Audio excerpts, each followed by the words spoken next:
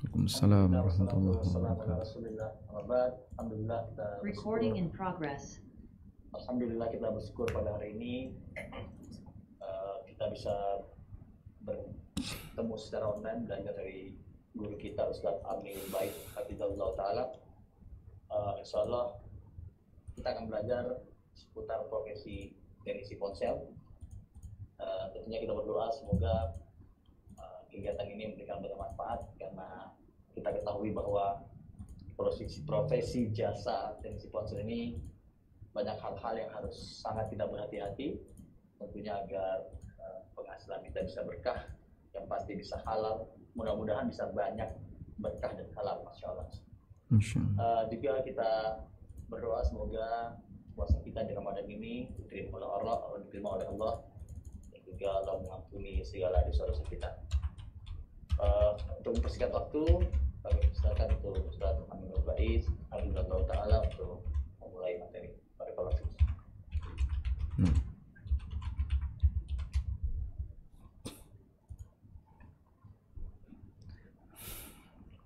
Assalamualaikum warahmatullahi wabarakatuh. Alhamdulillah wassalatu wassalamu ala Rasulillah wa ala alihi wa sahbihi wa mawalah. Wa ashhadu an la ilaha illallah wahdahu la syarikalah. Wa ashhadu anna Muhammadan abduhu wa rasuluh. Salawatu rabbi wa salamu alaihi wa ala alihi wa ashabihi wa man sara ala nahjihi wa istanna bi sunnatihi ila yaumiddin. Alhamdulillah, puji syukur kita haturkan kehadirat Allah Azza wa Jalla. Dialah zat yang mengendalikan hati para hambanya, dan Allah jadikan hati seorang mukmin punya kecintaan terhadap ilmu, terbuka untuk belajar dalam rangka mengenal apa yang menjadi kewajiban dia, bagian mana yang halal dan bagian mana yang diharamkan. Ketika posisi Anda seperti itu, Anda layak bersyukur kepada Allah, karena tidak semua orang punya keinginan untuk membuka diri, mengenali apa yang harus dia ketahui berkaitan dengan aturan-aturan syariat. Baik buruknya kita tentu saja tidak diukur dari berapa banyak jumlah harta yang kita miliki. Tidak diukur dari berapa banyak jumlah outlet yang kita punya dalam usaha. Namun kualitas kita diukur dari sejauh mana kita bertakwa kepada Allah. Sebagaimana yang Allah tegaskan dalam Al-Quran, Inna akramakum indallahi atqakum. Sesungguhnya manusia yang paling mulia di antara kalian, indallah, di sisi Allah, adalah atqakum, yang paling bertakwa di antara kalian. Dan kita tahu definisi takwa sebagaimana yang ma'ruf sering kita dengar. Inti dari takwa adalah menjalankan perintah Allah sesuai dengan bimbingan yang Allah berikan, dan menjauhi larangan Allah sesuai dengan aturan yang telah Allah berikan. Sehingga takwa didasari oleh usaha seorang hamba untuk mengikuti aturan Allah, yang wajib dilaksanakan, yang haram ditinggalkan. Di posisi apapun manusia, dia diajarkan untuk selalu bertakwa. Sebagaimana pesan Nabi SAW, Ittaqillaha haitsu ma kunta. Bertakwalah kepada Allah dimanapun kau berada. Apakah kau menjadi seorang pengusaha, ataukah kau menjadi seorang karyawan, ataukah kau menjadi siapapun dirimu, kau punya tanggung jawab untuk menjadi orang yang bertakwa. Dan posisi orang ketika dia bertakwa kepada Allah, berarti dia harus tahu hak dan kewajibannya. Apa kewajiban dia? Ketika dia menjadi seorang pengusaha, apa kewajiban dia? Apa hak dia?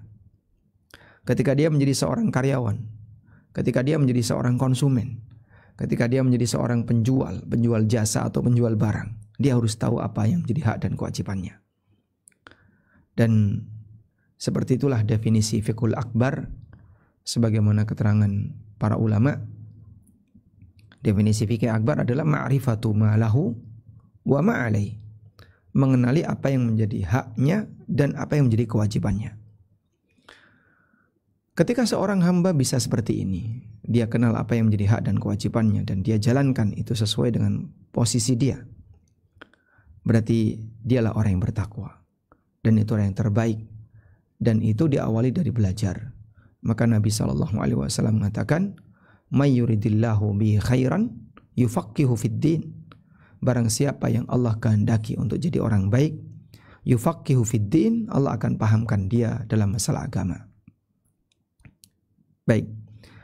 Selanjutnya, sebelum kita membahas masalah halal haram berkaitan dengan dunia teknisi ponsel atau jual beli jasa secara umum, saya akan mengajak Bapak Ibu untuk memahami sebuah karakter pengusaha muslim yang baik.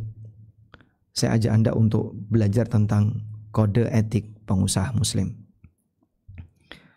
Dalam buku yang pernah saya tulis dengan judul Kode Etik Pengusaha Muslim, saya menyantumkan beberapa adab yang itu menjadi kode etik seorang pengusaha muslim yang baik.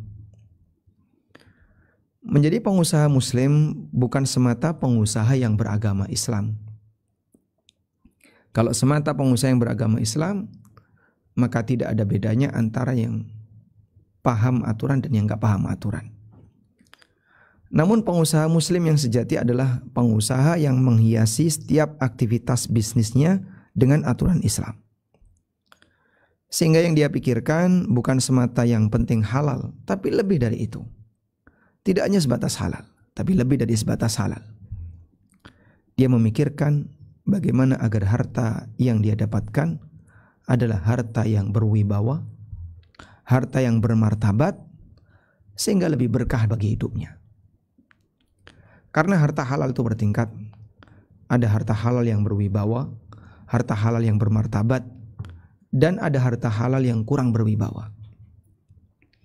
Sekarang coba kita lihat contoh kasusnya. Orang ini tidak mendapatkan dengan cara terlalu bernafsu, namun dia dapatkan harta itu dengan perasaan yang lebih tenang. Itulah yang diistilahkan oleh Nabi SAW dengan al-malus saleh, harta yang saleh. Berikut kasusnya. Seorang sahabat bernama Amr bin As radhiyallahu anhu. Beliau bercerita bahwa Rasulullah SAW pernah mengutus beliau untuk memimpin sebuah ekspedisi perang. Beliau jadi panglima. Setelah menang dan mendapatkan ghanimah, dan kita tahu ghanimah termasuk harta yang dihalalkan oleh Allah, bahkan yang dipilihkan oleh Allah untuk Rasulnya SAW. Lalu Nabi SAW memberikan sebagian jatah untuk sahabat Amr bin As. Namun sahabat Amr selalu menolak. Dan beliau mengatakan, "Ya Rasulullah, saya masuk Islam bukan untuk mencari harta. Tapi aku masuk Islam karena mencintai Islam dan agar aku bisa bersama utusan Allah Subhanahu wa taala." Masya Allah. Catat baik-baik kalimat ini ya. Ada banyak orang yang dia mencari dunia atas nama Islam, sehingga agama dijadikan sebagai komoditas untuk mendapatkan keuntungan. Apa mungkin Pak seperti itu? Cukup banyak. Misalnya orang jualan garam ruqyah, dia mungkin bisa menghasilkan duit yang sangat banyak, ya, bahkan miliaran. Tapi hakikatnya penipuan atas nama agama. Sehingga dia dengan jualan itu, orang kan tidak tahu konsumen, cuman dikasih aja tulisan-tulisan atau gambar-gambar tokoh agama yang bisa menjadi magnet bagi para konsumen. Oh, ini nanti khasiatnya ini, khasiatnya ini, Masya Allah. Padahal aslinya cuma garam krosok biasa, yang harganya mungkin tidak sampai 5.000, tapi dia jual ratusan ribu atas nama agama. Baik, sangat berbeda dengan sahabat. Walaupun mereka ketika masuk Islam punya peluang untuk mendapatkan harta dan keuntungan duniawi dengan posisi dia, tapi Masya Allah, mereka mengatakan, aku masuk Islam bukan untuk mencari dunia, tapi aku masuk Islam karena mencintai agama ini dan ingin membersamai Nabi SAW. Kemudian Nabi SAW tetap memaksa sahabat Amr untuk mengambil harta itu sambil mengatakan, "Ya Amr, ni'mal malus salih lil mar'is salih." Wahai Amr, sebaik-baik harta adalah harta yang saleh yang dipegang oleh orang yang saleh. Masya Allah. Harta yang terbaik itu harta yang saleh di tangan orang saleh. Nah, ini yang saya maksud tadi, bahwa harta halal itu bertingkat, dan Nabi SAW menyebut harta yang beliau serahkan kepada Amr sebagai harta yang saleh, dan Amr disebut sebagai orang yang saleh. Pujian yang sangat indah dari Nabi SAW untuk sahabat Amr bin As radhiyallahu an, di mana Rasulullah SAW menyebut harta yang hendak diserahkan kepada beliau sebagai harta saleh, harta yang terbaik, karena harta ini tidak semata didapatkan dengan cara halal, tapi juga disertai dengan niat yang baik, dan orangnya tidak terlalu bernafsu untuk mendapatkannya, dan tidak menunjukkan rasa terlalu butuh ketika mendapatkannya. Huwa al-malu saleh. Itulah harta yang saleh.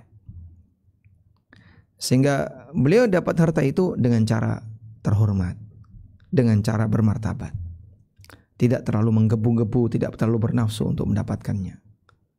Fahuwal malus saleh. Itulah malus saleh, harta yang saleh. Nah, ketika harta semacam ini dipegang oleh orang yang saleh, bisa dipastikan nilai kemanfaatannya luar biasa. Akan dimanfaatkan untuk ketaatan kepada Allah, sehingga harta inilah harta yang berwibawa dan lebih berkah.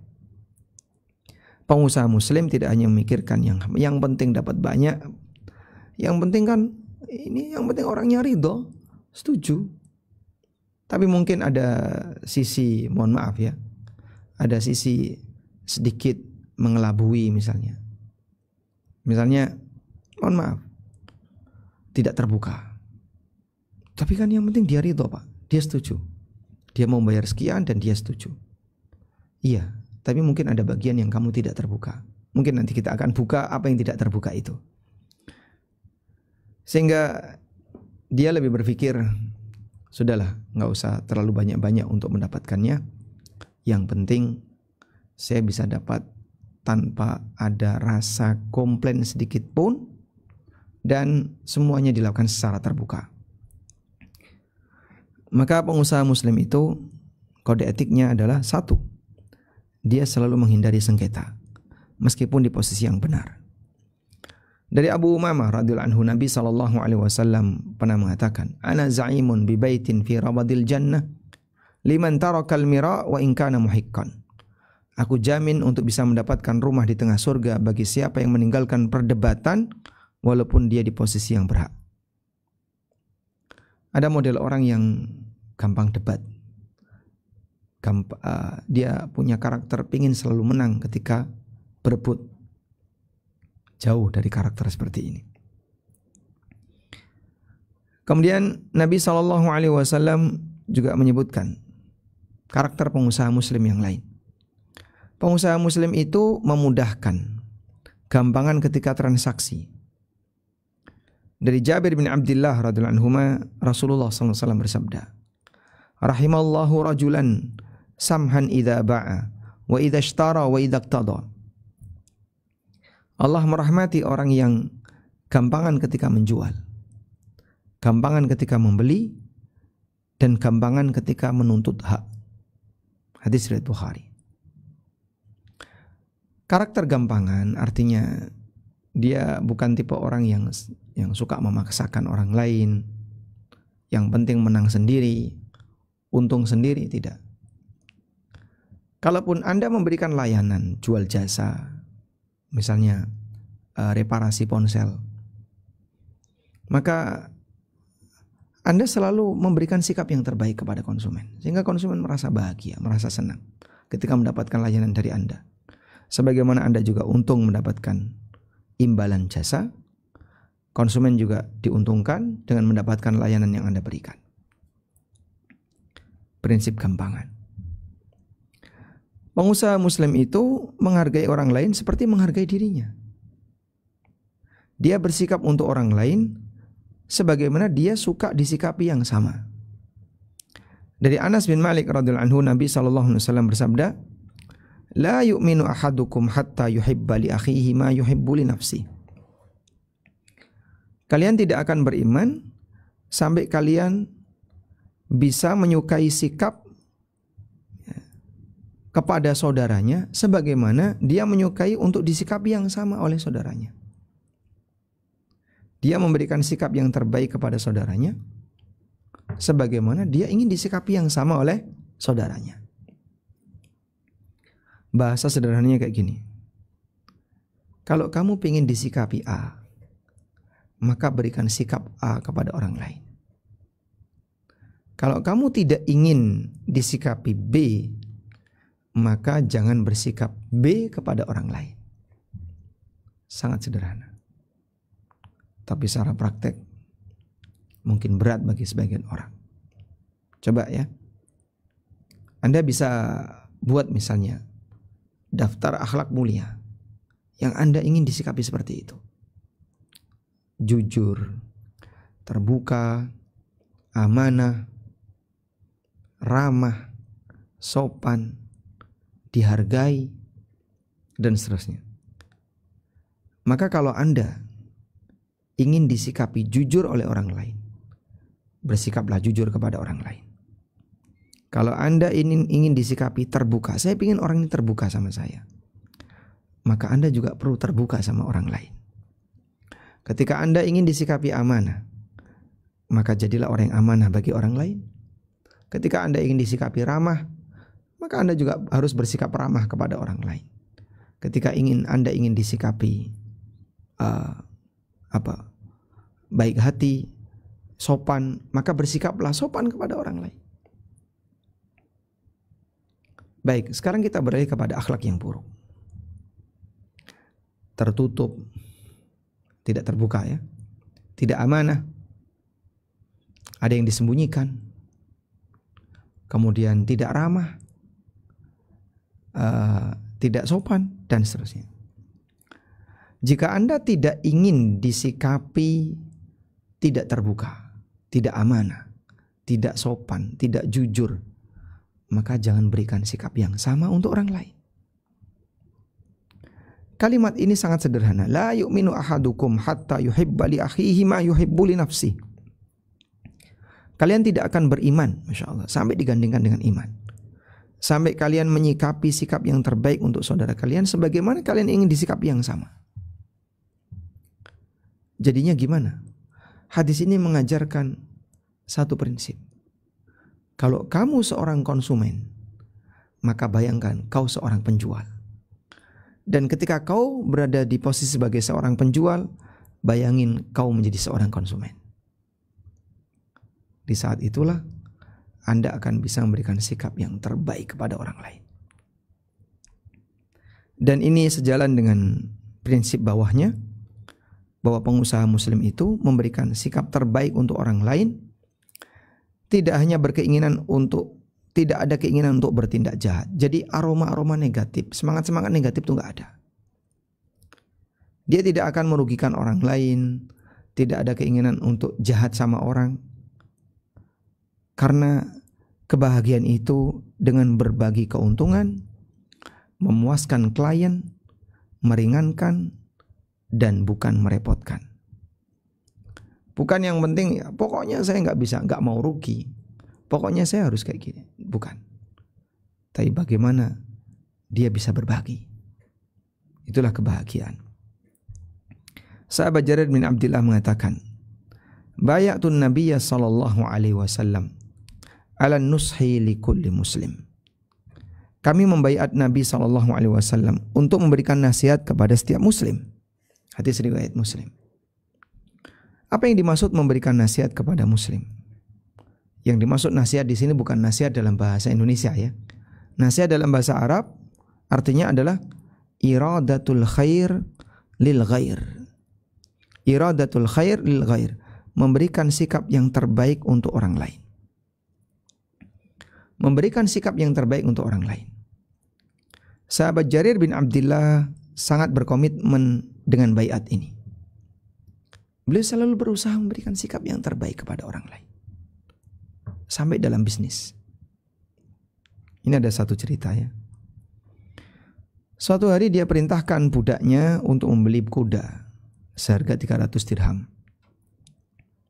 Lalu sang budak berhasil mencarinya di pasar dan mendapatkan kuda yang cocok dengan harga itu. Kemudian mereka datang menghadap sahabat Jarir, karena uangnya yang akan bayar adalah sahabat Jarir. Sang penjual sudah setuju kudanya dibeli dengan harga 300 dirham. Ketika ditunjukkan pemilik kuda dan kudanya, kemudian Jarir memperhatikan dengan seksama kuda itu. Ini kuda bagus. Lalu beliau mengatakan kepada penjual, "Akhi, wahai saudaraku, kudamu ini harganya lebih tinggi daripada 300. Bagaimana kalau saya beli dengan harga 400? Masya Allah. Ini budaknya sudah berhasil nawar 300. Begitu datang ke Tuan Jarir malah dinaikin. Penjualnya mengatakan, "Terserah kau wahai Abu Abdillah." Maka Jarir berpikir ulang dan menimbang. Kalau 400 kayaknya terlalu murah. Bagaimana kalau 500? Auto yes ya, terserah kau.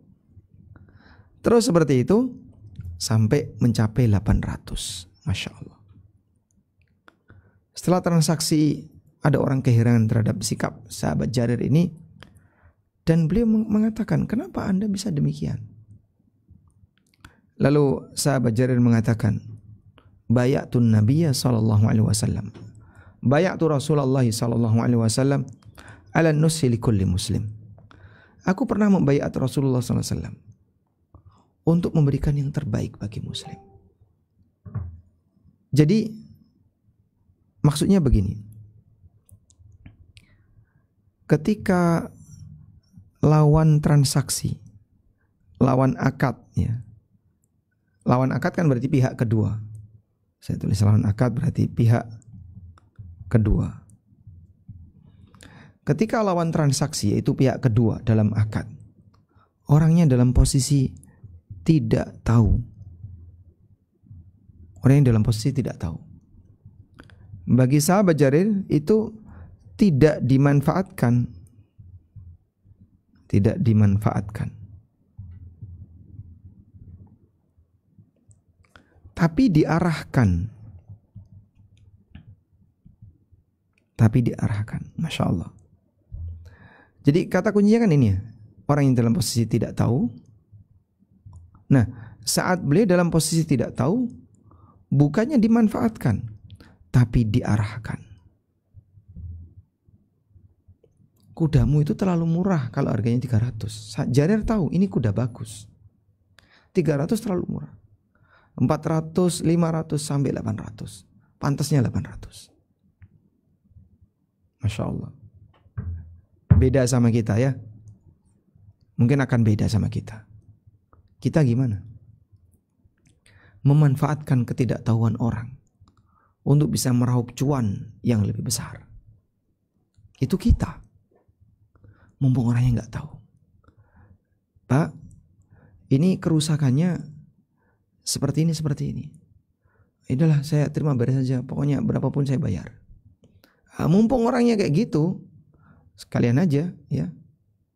Langsung diperas. Mumpung dia bisa mengeluarkan santan dalam jumlah banyak, diperas sebanyak-banyaknya biar santannya yang keluar banyak. Itu kalau kita. Beda dengan prinsip sahabat. Orang yang nggak tahu diarahkan. Pak, ini kerusakannya ada di sini. Ya. Sudah dikasih penjelasan, bukan dimanfaatkan. Wah, saya nggak tahu ya mas. Jadi ini LCD bapak. Kalau mau ganti, yang ori harganya sekian. Tapi kalau LCD-nya bapak mau ganti yang tidak bermerek, harganya sekian. Ada yang lebih murah. Kalau mau dibenerin, kami bisa, tapi butuh waktu. Dan nanti harganya sekian. Dikasih tahu, diarahkan. Lah, terus menurut mas yang baik yang mana? Kadang kan konsumen langsung nyerahkan kepada, karena dia nggak tahu. ada saran nggak untuk saya? Coba waspada ya. Dia sedang minta saran kepada Anda. Minta dikasih nasihat. Tapi nasihat bukan nasihat dalam bentuk pesan moral. Tapi apa yang terbaik? Nah, di saat Anda dikasih seperti itu, ini amanah. Ini amanah. Kalau menurut Bapak gimana yang terbaik? Karena ini amanah, tolong berikan yang terbaik kepada yang bersangkutan. Saya sendiri sering seperti itu. Dikasih pilihan, ada penjelasan, dikasih pilihan. Saya sudah kasih penjelasan ya Pak. Ini opsi 1, opsi 2, opsi 3. Bapak silakan pilih. Tapi sebagai konsumen yang nggak ngerti sama sekali, kadang kita kembalikan kepada pemberi jasa. Kalau menurut Anda sarannya gimana? Nah, itu amanah. Dia menyerahkan kemaslahatan ponsel dia, kalau barang ya, misalnya mobil atau apa, kepada Anda. Maka jangan sampai Anda berpikir, kesempatan nih, orangnya tidak tahu mana yang lebih menguntungkan bagi saya. Bukan menguntungkan bagi dia. Salah Anda. Harusnya gimana? Berikan saran yang menguntungkan dia, bukan menguntungkan Anda. Kalau saya sih Pak, kalau saya jadi Bapak, saya milih opsi B Pak. Saya milih opsi kedua. Baik, saya ikut Mas. Saya ikut Anda. Masya Allah. Makanya lawan akad kalau tidak tahu, jangan dimanfaatkan, tapi diarahkan. Baik, kita lanjutkan.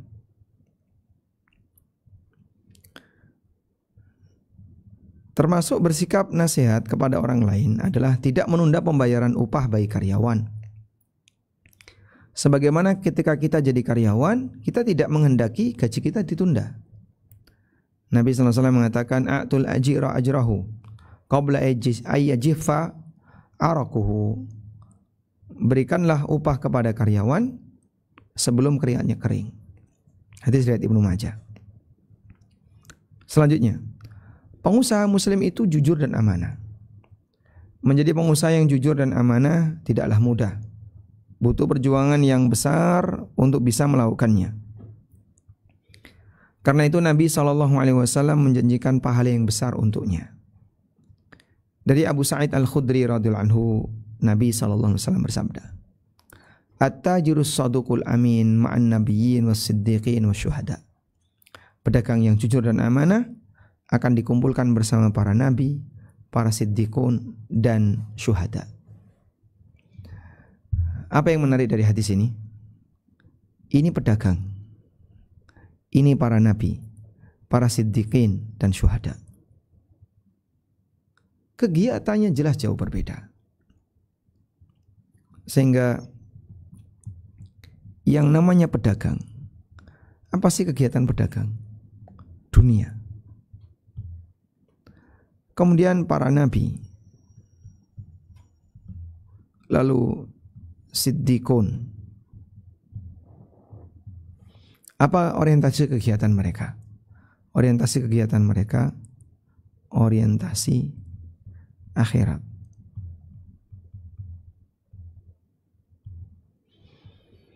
Orientasi akhirat.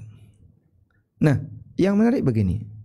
Bagaimana orang yang orientasinya dunia dikumpulkan dengan para manusia yang orientasinya akhirat?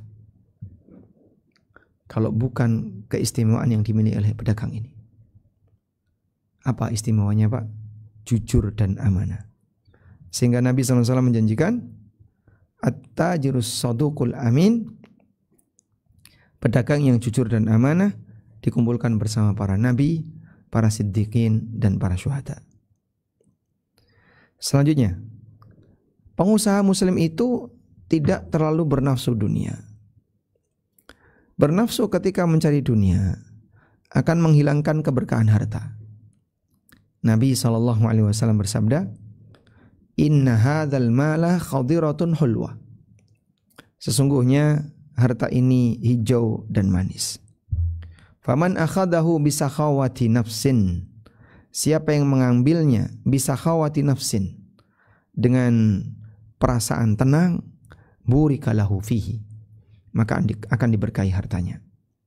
Wa man akhadahu bi israfi nafsin, dan siapa yang mengambilnya dengan perasaan tamak, lam yubarak lahu fihi, maka tidak akan diberkahi. Kalladzi ya'kulu wa la yashba, seperti orang yang makan tapi enggak pernah merasa kenyang karena tamak dia. Nah, hadis riwayat Bukhari, sehingga ini mengajarkan kepada kita pengusaha muslim itu dia baik dalam berinteraksi dengan orang lain.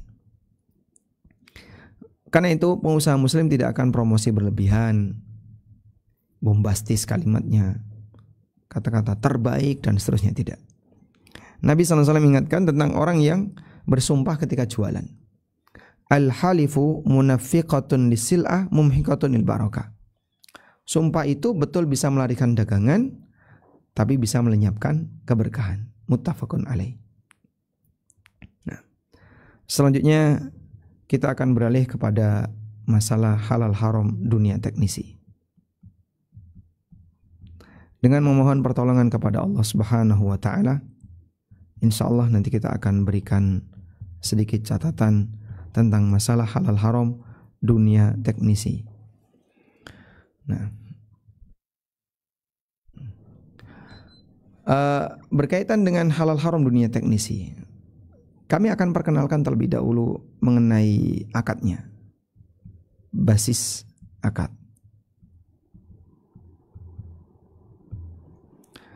Teknisi secara umum akadnya adalah akad jual jasa. Secara umum adalah akad jual jasa atau akad ijarah. Dan yang namanya akad jual jasa, yang penting di situ adalah Anda punya jasa atau punya unit jasa. Punya jasa itu bisa kerja sendiri. Punya unit jasa itu punya karyawan yang bisa mengerjakan. Misalnya baik karyawan tetap atau karyawan outsourcing. Nah, sehingga ada yang dijual, ya, ada yang dijual dari jasa yang dia miliki. Selanjutnya, dalam jual beli jasa,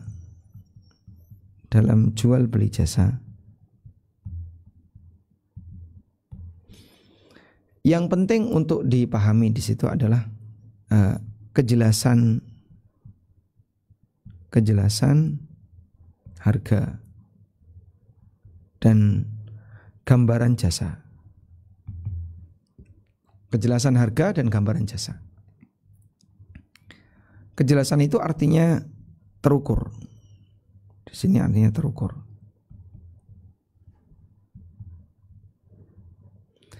Sehingga orang bisa memprediksi kira-kira kalau kerusakan kayak gini biayanya berapa. Tapi Pak, kadang kan merembet kemana-mana. Iya. Cuman saat di awal Anda akan menjelaskan kira-kira kisaran harganya berapa. Baik, saat Anda melakukan tindakan, maka Anda tahu, oh jasanya sekian. Sudah? Intinya ada kejelasan harga dan itu sifatnya terukur. Salah satu di antara manfaat ada kejelasan di sini adalah menghindari potensi mentung. Ya, mumpung orang yang nggak tahu dipentung harganya jadi 3 kali lipat, 4 kali lipat dari yang normal. Tidak boleh seperti itu. Nah, selanjutnya yang ketiga, dalam jual beli jasa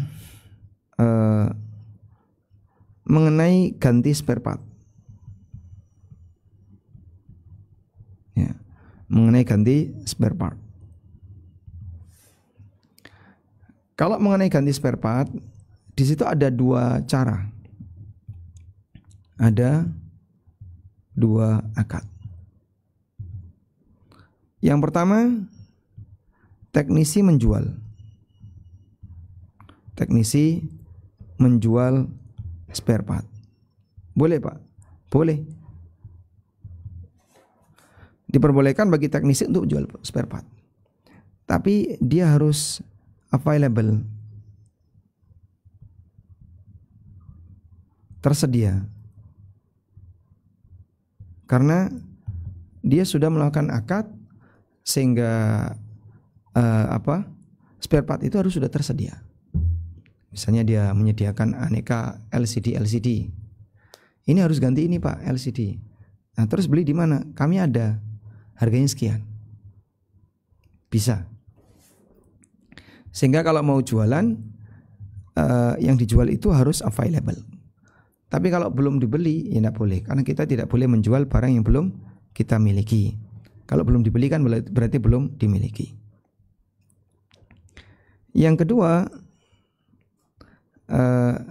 teknisi membelikan dari orang lain.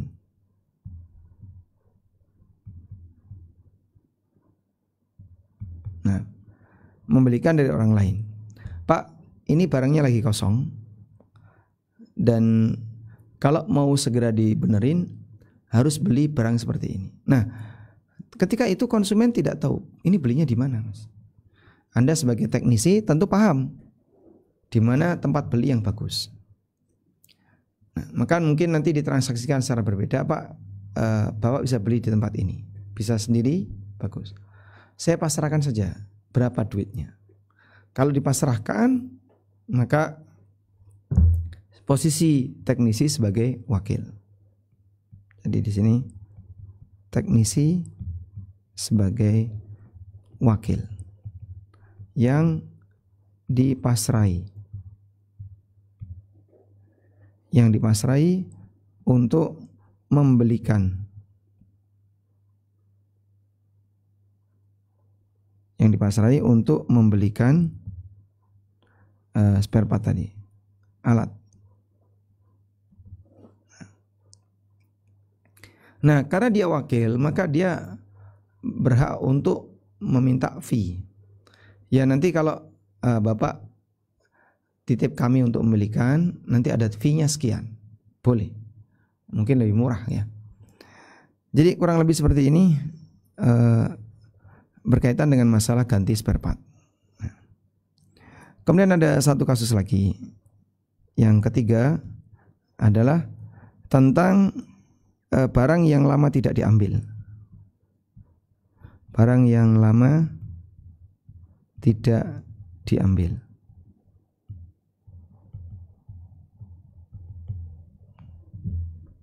Jadi sudah jadi tapi nggak diambil-ambil.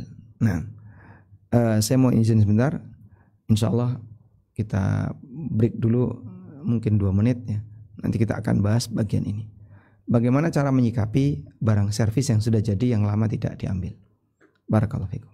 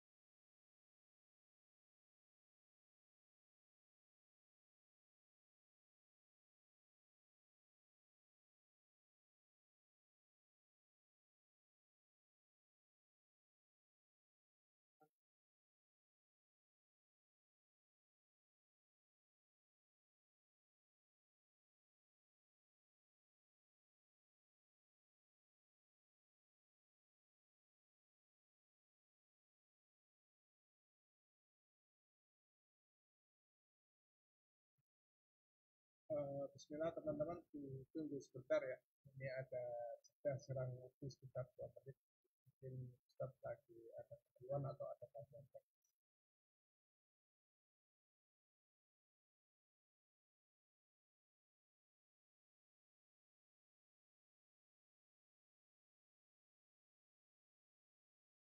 Kita akan bicara tentang barang servis yang lama tidak diambil. Jadi ceritanya begini. Ketika konsumen menyerahkan barang, dia serahkan barang kepada teknisi, apa status barang ini? Barang ini sebenarnya statusnya apa? Nah, jawabannya adalah ini barang amanah. Jadi barangnya barang amanah. Kalau akadnya, akad memperbaikinya itu akad jasa. Jadi akad memperbaiki barang ini akad jasa. Sudah? Tapi status barang itu amanah. Sudah? Statusnya adalah amanah. Selanjutnya, karena statusnya amanah, kita fokus di yang ini. Ini tadi sudah ya, yang akad jasa sudah. Kita fokus yang ini. Karena statusnya amanah, boleh nggak sih orang itu nolak amanah? Boleh nggak orang nolak amanah?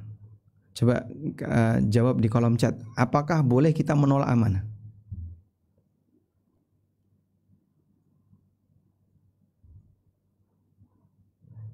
Hah? Boleh? Baik, boleh. Jadi boleh menolak diberi, mungkin saya tuliskan gini. Saat diberi amanah, saat diberi amanah,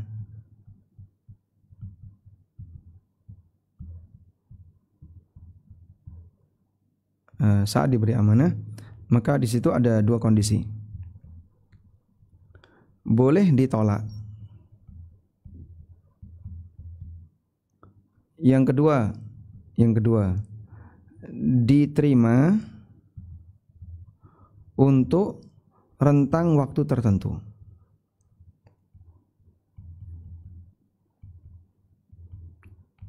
Misal ya,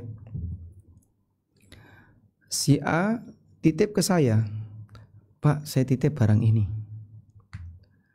Nah, barang titipan itu amanah juga. Terus saya bilang, ya sudah, enggak apa-apa Pak, Bapak taruh aja situ, tak jaga, tapi hanya sampai duhur Pak, karena setelah duhur saya mau berangkat, saya mau safar. Baik, nanti sebelum duhur akan saya ambil. Sudah? Kesepakatan kita sampai duhur. Baik. Akhirnya ditaruhlah barang itu di tempat saya, kemudian orangnya pergi. Ternyata sampai duhur dia belum balik. Nah, saya mau safar. Ketika saya mau safar, saya tadi sudah sepakat dengan yang bersangkutan, saya menerima amanah sampai duhur. Itu yang saya maksud di rentang waktu tertentu. Sehingga di sini dibatasi oleh penerima amanah. Boleh seperti ini? Boleh. Sehingga saat diberi amanah boleh ditolak.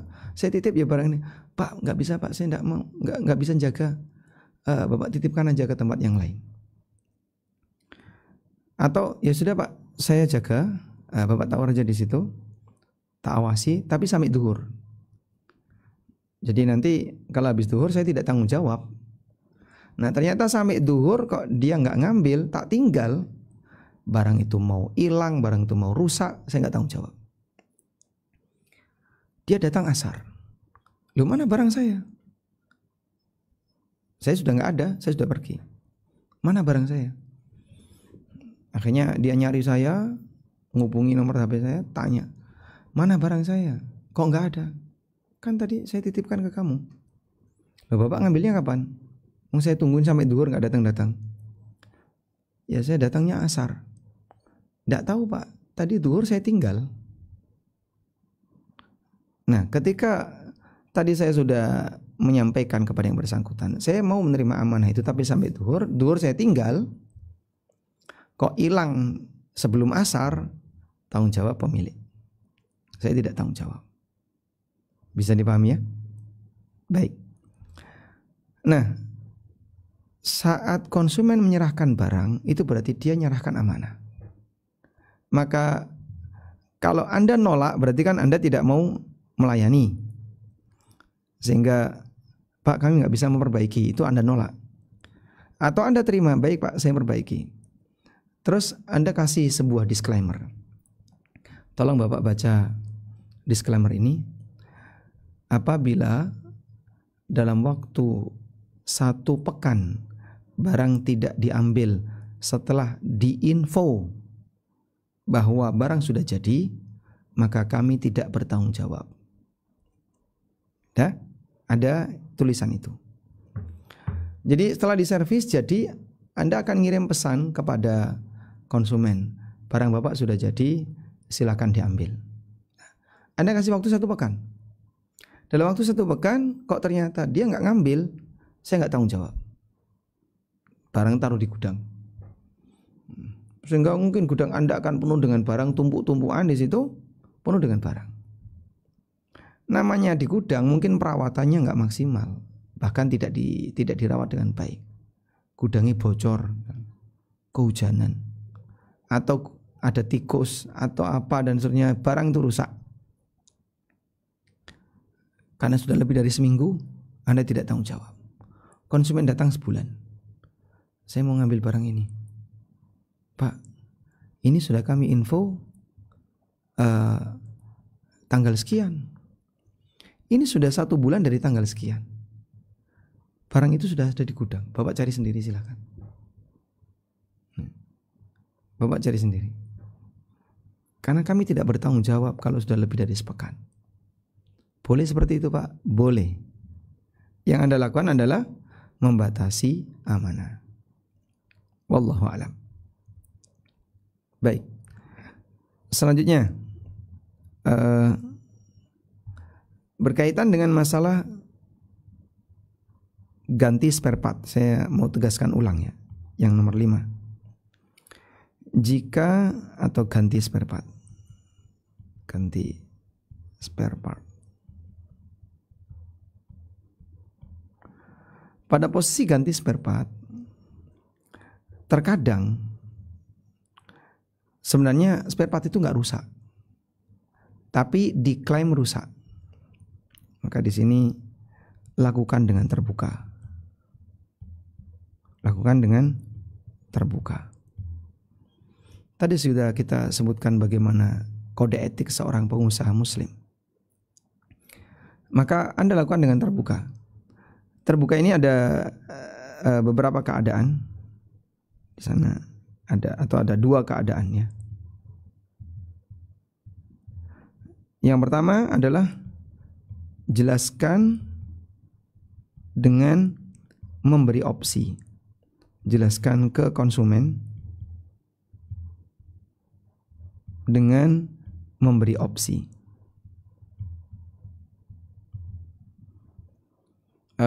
Seperti tadi ya, Pak, ini LCD-nya rusak. Kalau ganti ori harga sekian, kalau yang tidak ori harganya sekian. Kalau Bapak minta saya benerin, saya usahakan, tapi nanti jasanya jadi sekian. Jadi dikasih opsi. Yang kedua, beri saran terbaik.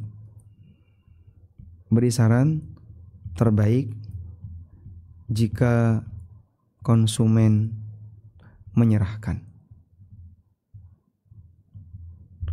Ya sudah, kami ngikut aja. Masnya kira-kira sarannya gimana, kami ngikut. Dan kalau dia sudah minta seperti itu, tolong kasih layanan yang terbaik. Berarti dia sudah pasrah kepada Anda. Dah.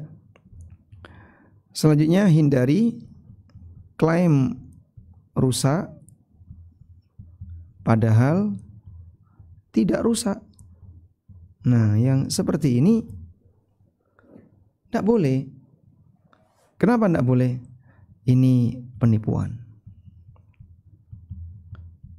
Sehingga mungkin ada yang mentarget biar spare partnya cepat habis, laku dalam jumlah banyak.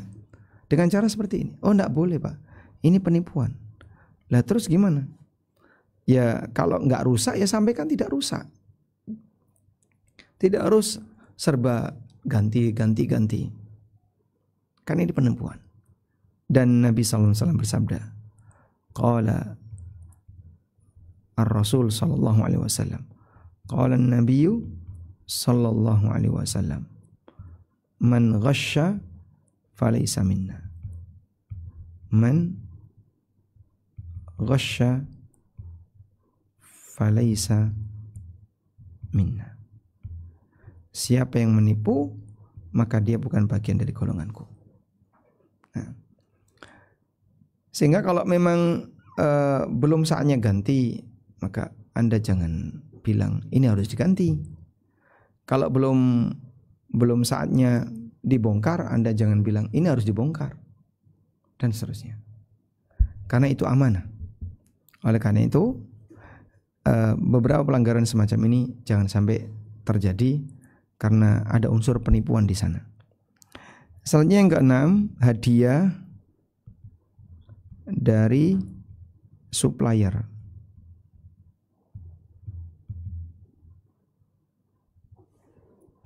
Hadiah dari supplier untuk teknisi. Misalnya ada beberapa supplier yang ngasih sesuatu kepada teknisi. Ini boleh atau tidak? Baik. Jika ada supplier yang memberikan kepada teknisi, maka hadiah itu milik perusahaan. Hadiah itu pada asalnya wajib ditolak.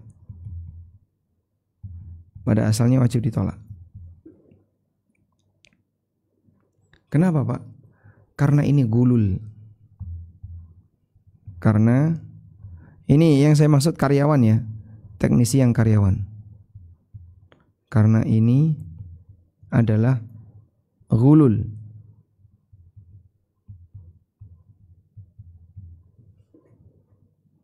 Dan Nabi SAW mengatakan, hadayal ummal gululun. Hadaya al-ummal gululun. Hadiah bagi para karyawan adalah harta gulul. Harta gulul itu apa sih? Harta khianat. Waliyadzubillah. Baik. Sehingga harus ditolak. Kemudian yang kedua, kondisi berikutnya, bagaimana jika tidak bisa ditolak?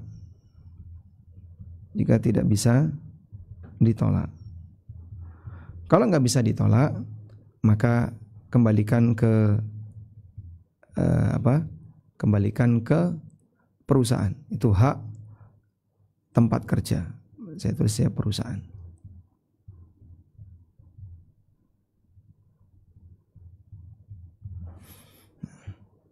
Sehingga jika tidak bisa tolak, kami enggak mau.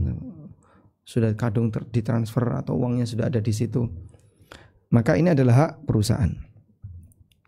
Selanjutnya nanti perusahaan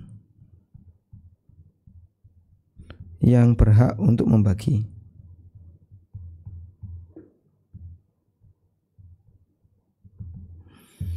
Wallahu alam. Jadi nanti setelah diserahkan ke perusahaan, terserah perusahaan.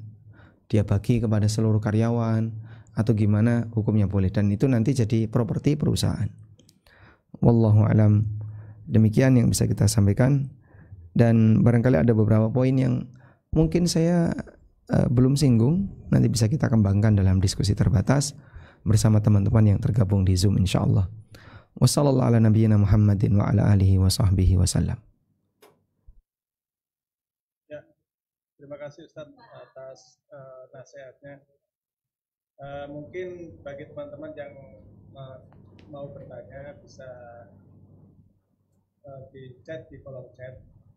Mungkin bisa saya mulai dengan pertanyaan seperti ini Ustaz. Izin Ustaz menanyakan terkait akhir-akhir ini dalam keadaan kondisi sepi konsumen, sejumlah pengusaha jasa bermain dalam menurunkan harga yang sangat tidak wajar atau murah dalam pandangan pengusaha jasa yang lain. Menanggapi keadaan seperti ini, izin nasihatnya Ustaz, kalau punya jasa agar tetap tahan dalam standar harga. Lebih seperti itu. Mohon maaf Pak, mungkin bisa diulang tadi ada yang belum terdengar. Ya, terkait akhir-akhir ini dalam keadaan kondisi sepi konsumen,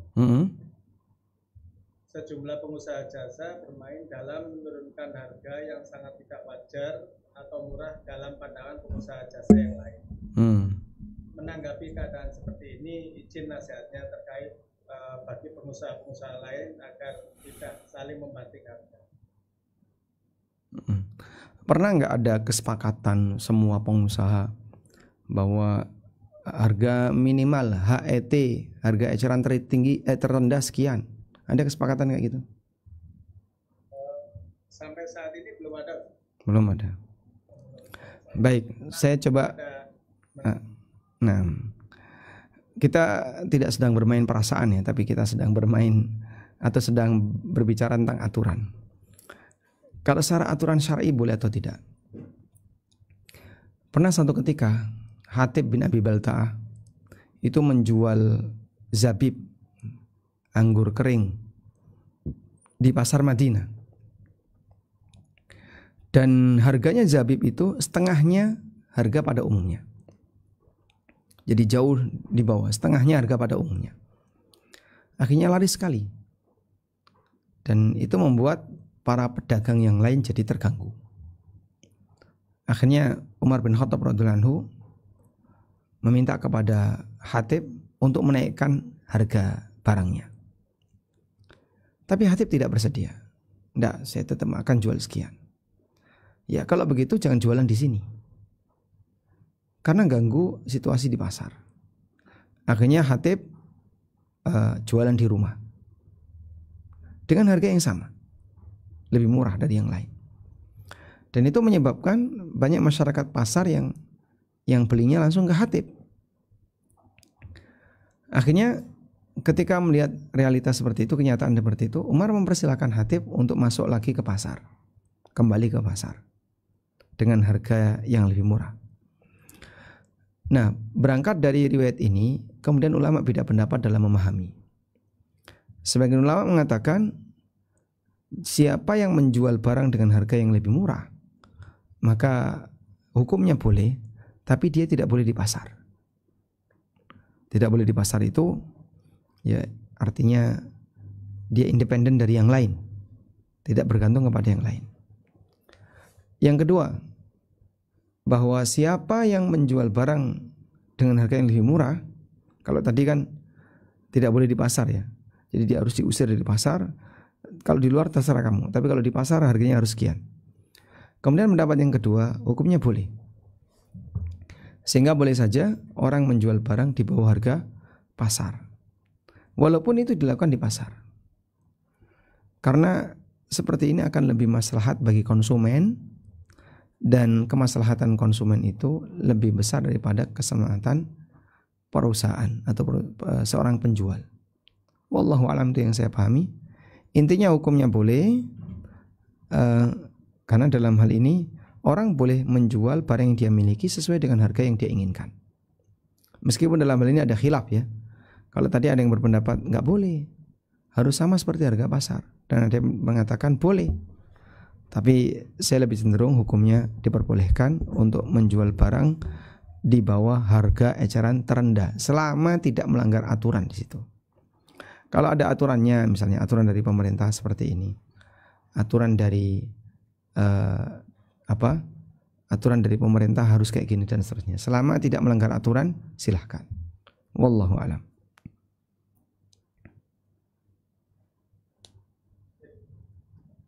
Ini ada pertanyaan Ustaz. Terkait spare part kosong, misal kita kasih harga estimasi dulu harganya, terus deal baru kita belikan, itu apa boleh Ustaz? Kalau spare part kosong, kami sarankan pakai model wakil tadi. Pak, harga di toko sebelah di supplier kami sekian. Anda menghubungi dulu supplier, kayak gini harganya sekian. Baik. Lah, kemudian supplier kan bisa mikir. Setelah itu, jika dia setuju, maka Anda dijadikan sebagai wakil untuk menyarikan barang itu. Ya sudah Mas, tolong sekalian carikan. Nah, harga sekian itu nanti Anda tambahkan fee mencarikan barang. Nah, fee ini sesuai dengan kesepakatan. Baik Pak, kami bisa usahakan, tapi nanti saya minta fee sekian puluh ribu. Silahkan kalau dia itu. Wallahu a'lam.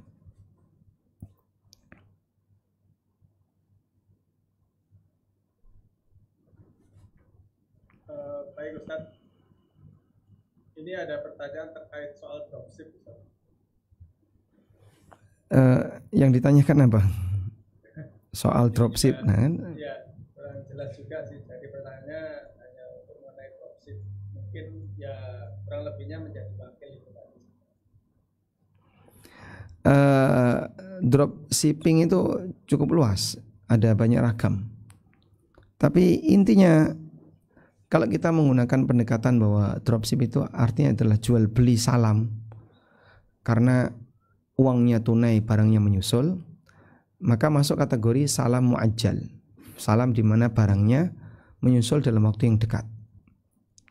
Karena salam itu ada dua, ada salam muajjal, ya, ada salam muajjal. Untuk salam muajjal, salam yang tertunda, ulama sepakat boleh. Untuk salam yang cepat waktunya, cuma 3 hari dan seterusnya, ulama beda pendapat.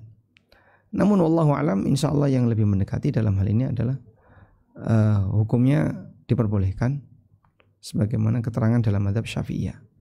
Wallahu alam. Baik, mungkin saya jawab Mas Atap dari itu mungkin menjadi wakil tadi yang sudah disampaikan Ustaz. Ya, kalau dropshipper jadi wakil nggak ada masalah. Terus ini ada satu lagi mungkin Ustaz. Silakan.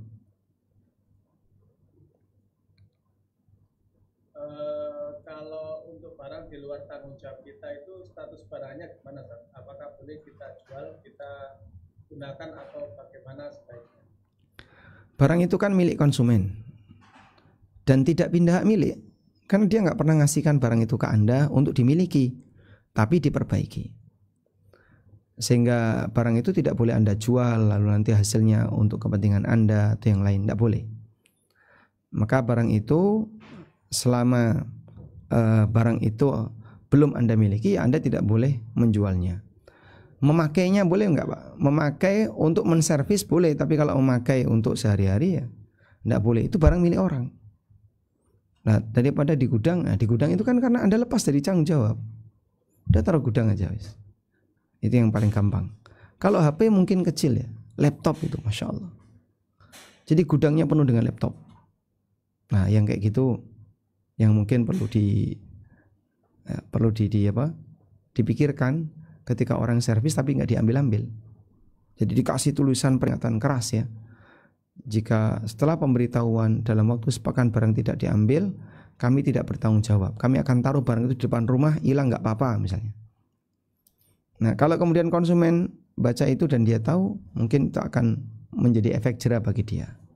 Wallahu a'lam. Mungkin kalau termasuk meminjam gimana? Kalau minjam harus ada izin dari pemilik. Pak, barang Bapak sudah jadi, saya pinjam dulu ya Pak. Terus pemiliknya ridho ya nggak apa-apa. Kalau belum izin? Belum izin itu namanya apa? Pinjam nggak izin? Nyoba dulu maksudnya saya. Ya.